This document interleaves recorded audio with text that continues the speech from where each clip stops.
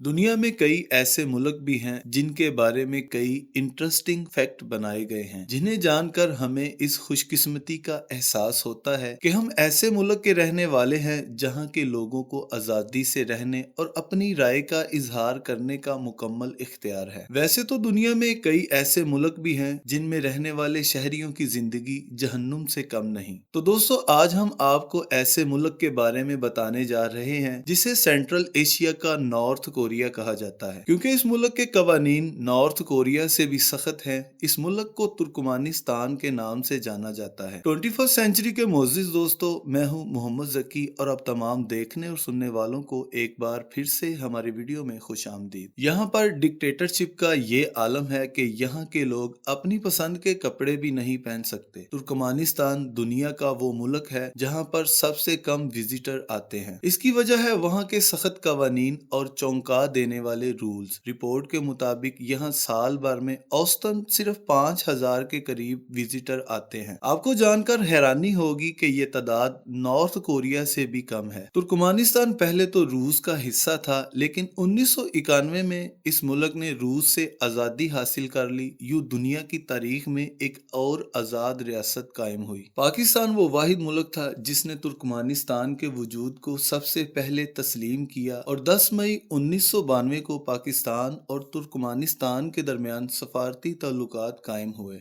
और इसके अलावा और भी मुल्क हैं जिन्होंने इसको तस्लीम तो किया, लेकिन किसी भी कंट्री का शख्स इस मुल्क में जाना नहीं चाहता। इसकी सबसे बड़ी वजह है कि जब कोई भी टूरिस्ट इनकी कंट्री में दाखिल होता है तो इसके ऊपर कड़ी से कड़ी निगरानी की जाती है और टूरिस्ट के लिए यहाँ के कवानीन में कोई भी नरमी नहीं की गई। तुर्कमानिस्तान में मीडिया पर मुकम्मल तौर पर पाबंदी आयद है। कोई भी ऐसी खबर जो हसास हो वो गवर्नमेंट की इजाजत के बगैर शाये नहीं की जा सकती। अगर कोई शख्स इसकी खिलाफ वर्जी करता है तो इसे भारी जुर्माना और कैद का सामना करना पड़ता है। हाल तो ये है कि गवर्नमेंट के ऑफिशियल्स और आम इंसान को सिगरेट पीने पर मुकम्मल पाबंदी आयद है और सिगरेट रखने वाले को भारी जुर्माना किया जाता है। तुर्कमानिस्तान में पहले सोने के दांत और इनके ऊपर सोने के कवर चढ़ाना अमीरी की निशानी समझी जाती थी, लेकिन नई गवर्नमेंट के आते ही आइन में तब्दीली हुई और इस पर मुकम्मल पाबंदी लगा दी गई और जो शख्स ऐसा करते पकड़ा गया इसे 4 महीने की कैद होती है और इसके अलावा औरतों को अपनी पसंद के कपड़े पहनने की भी इजाजत नहीं। जीन्स,